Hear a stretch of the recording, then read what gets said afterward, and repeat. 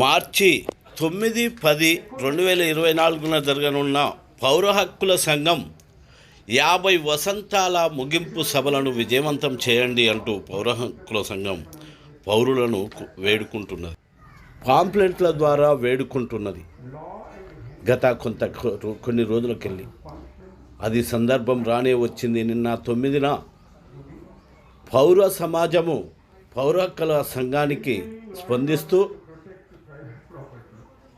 Hall మొత్తము నిండి ఇంకా పక్క శైలులతోటి విజయవంతం చేసుకున్నారు.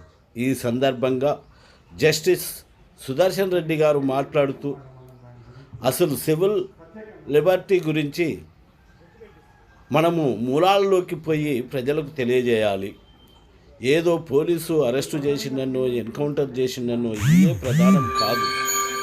ఇవి కన్ఫామ్గా మాట్లాడాల్సిందే. కానీ సమాజానికి అసలు పౌర హక్కులు అంటే ఏంది, రాజ్యాంగం ప్రకారమే కాకుండా ప్రపంచంలోని పౌర హక్కులు ఏ విధంగా పనిచేస్తున్నాయి అనేది కూడా వివరించాలి అంటూ తన స్పీచ్ ద్వారా తెలియజేశారు.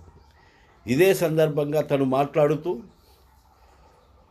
న్యాయ వ్యవస్థ చేస్తున్న కాలయాపన వలన అనామకులైన అమాయకులకు శిక్షలు పడుతూ కాలయాపనతోటి వారి జీవన విధానము జీవితము నాశనం అవుతున్నది. కాబట్టి న్యాయ వ్యవస్థ ఈ విషయంలో కూడా ముందుండాలి, త్వరగా న్యాయం చేయాలంటూ మాట్లాడారు.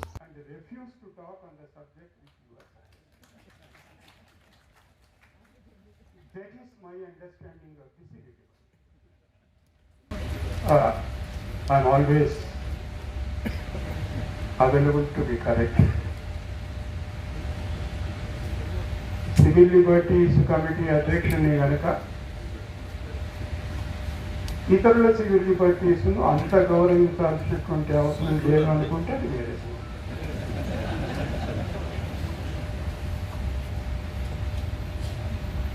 రెండో విషయం, తెలంగాణ ఉద్యమం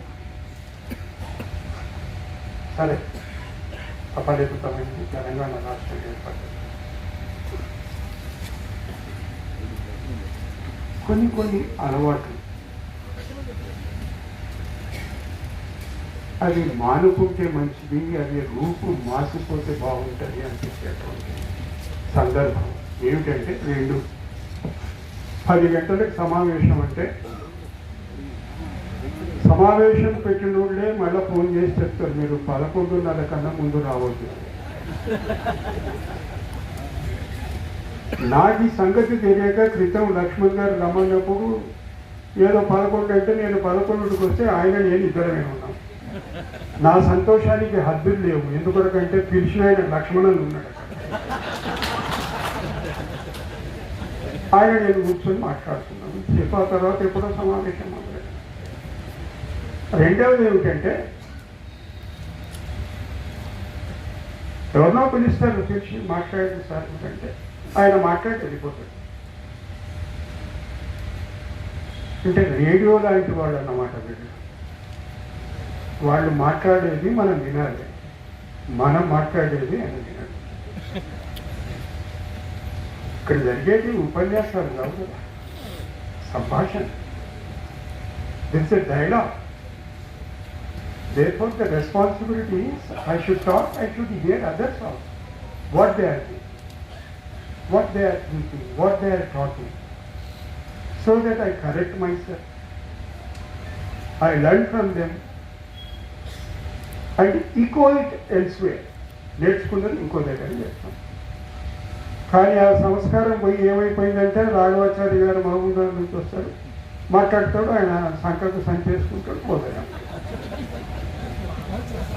మరి నేను మాట్లాడింది అది వినొద్దా? వినాలి కదా.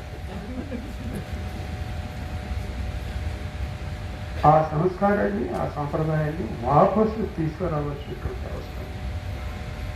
ఆ ఉద్యమం అంటే 1936 నుంచి కొంతకాలం, ఒక 10 సంవత్సరాల పాటు ఉవ్వెత్తున ఉన్నటువంటి సివిల్ లిబర్టీస్ ఉద్యమం కొంత వెనుకబడి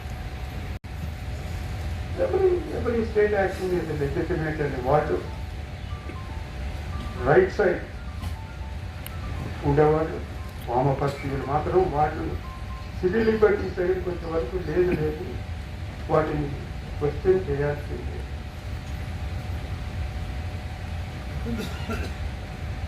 There were some short-lived civil society groups that were formed in this period, such as the Bengal Civil Liberties Group, Madras Civil Rights Union, Bombay Civil Liberties Union, Servants of India Society that had been founded by Gopal Krishna Gokhale, attempted to organize the movement on all India basis by conducting civil liberties conferences for short period of time under the aegis of All India Civil Liberties Council.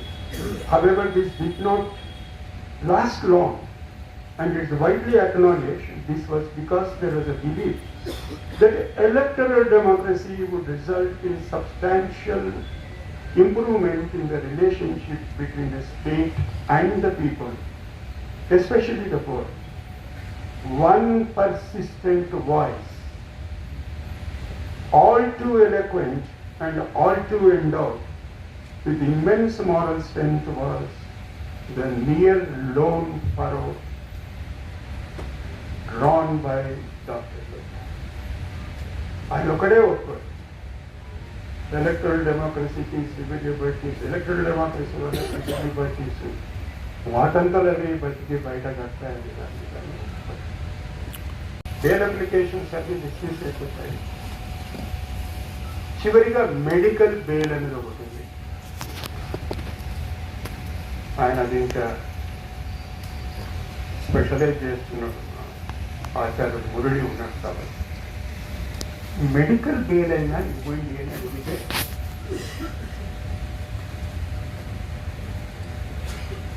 ప్రభుత్వం తరఫున వినిపించినటువంటి వాదన ఏమిటో చేస్తారు. మీరంతా civil liberties తోటి సంబంధం ఉన్నాడు జ్ఞాపకంగా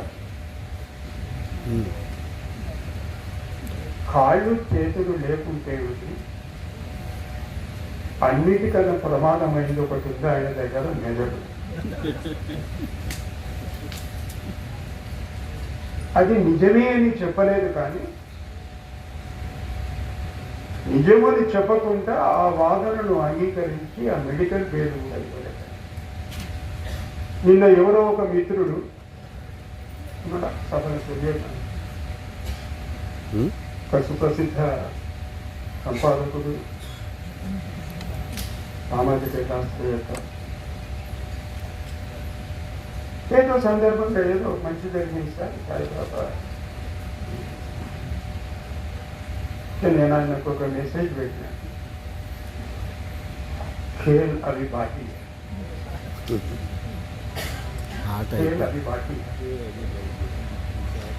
అదేంటి సార్ ఆ తీర్పును రివర్స్ చేయొచ్చా అని చాలా అంత పెద్ద ఎందుకు అంత ఇన్నోసెంట్గా అడిగింది ఆ ప్రశ్న.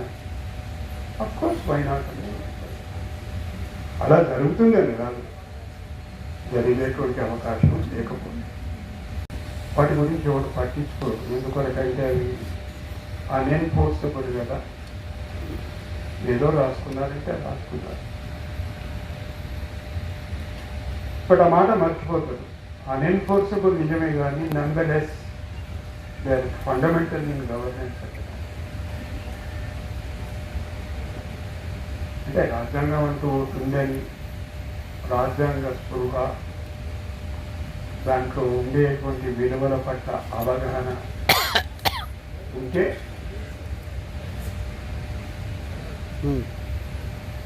మనకు వచ్చినట్టు వాళ్ళకు ఆలోచనలు రావు. మనం అన్ని పిచ్చి ఆలోచనలు, ఎందుకంటే రాజ్యాంగం పట్ల ఒక అవగాహన ఉంది కనుక మనకు వచ్చేటువంటి ఆలోచన ఇట్లా ఎందుకు జరుగుతుంది. ఆ కొద్ది మందికి సంబంధించినటువంటి సంపద, వాళ్ళు చేస్తున్నటువంటి ఘనమైన పనులు, దేశ సేవ, వాళ్ళు ఎన్నుకున్నటువంటి, అందుకే ఇంపీరియల్ ఎగ్జిక్యూటివ్ తిరిగి ఆ ట్రాన్సాక్షన్ కాస్ట్లో వాళ్ళు వీళ్ళకేం చేయాలి. మనం మిగతా వాళ్ళమంతా ఆన్ లుక్ సైలెన్స్ పెడితే ఎందుకంటే మనం సివిల్ లిబర్టీస్ మీటింగ్స్లో ఇవి మాట్లాడుకోం. ఏదో పోలీసు వచ్చిండు పట్టుకుపోయిండు వాళ్ళు అవి చిన్న విషయాలు అనటం లేదు, చాలా పెద్ద విషయాలు అవి. కానీ అట్లా ఎందుకు జరుగుతుందంటే దాని మూల కారణాలకు పోవలసినటువంటి సమయం, సందర్భం, వాటి పట్ల మనకు స్పష్టమైనటువంటి అవగాహన లేకపోతే we'll be fighting the battle at the surface. ఆ మూలాల మీద దెబ్బ కొడితే తప్ప సివిల్ లిబర్టీస్ మనగడ కొనసాగించడం కష్టమైంది. చీర్ లీడర్స్ చూస్తుంటాం కదా, ఇటువంటి సభలలోనే కాదు, ఇంపీరియల్ ఎగ్జిక్యూటివ్ ప్రవేశం కాగానే నేను అనదలుచుకోలేదు ఆ పేరు. అది పోయి ఎక్కడికి దిగజారిందంటే పార్లమెంట్ ఉపసభల్లో రాష్ట్రపతి ప్రసంగానికి ధన్యవాద తీర్మానం చెప్పే సందర్భంగా, చర్చల సందర్భంగా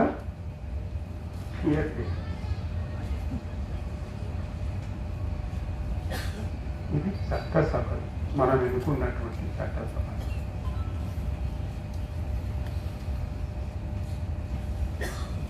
ఆయన అంటాడు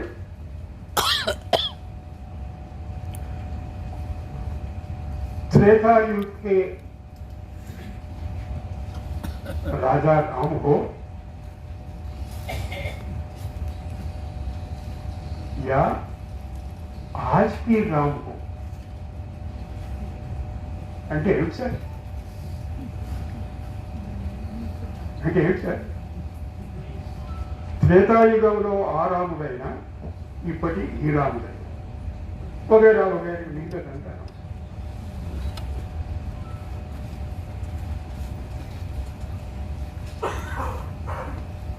సుప్రీంకోర్టు లేక ఒక తీర్పు చెప్తే అదేదో భూమి బద్దలు కొట్టే పెద్ద తీర్పు అని నమ్మేవాళ్ళు నేను లేను.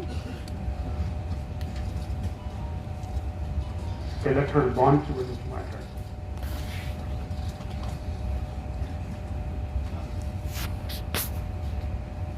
అనుకూలంగా తీర్పులు వచ్చినప్పుడు సుప్రీంకోర్టు పట్ల మాకు ఉన్నటువంటి గౌరవం ఈ భూ ప్రపంచంలో ఎవరికి లేదని చెప్పడం ఒక చిన్న అసౌకర్యం కలిగితే, మిత్రులారా, మనం ఎటువంటి యుగంలో బతుకుతున్నామంటే కుచేలుడు, ఆయన పేరేం పేరు? కుచేలుడు సుధాము కృష్ణుడికి అటుకుల మూట తీసుకొచ్చి ఇస్తే ఇందులో కూడా ఏదో తెలియని ధనం ఉంది అని సుప్రీంకోర్టుకు పోతే నిజమే అందులో ఏదో ఉంది అని చెప్పేటువంటి సందర్భం. See how wield is the attack. న్యాయ ప్రక్రియ వేగవంతం కావాలి, తప్పకుండా కావాలి, అందులో సందేహం లేదు.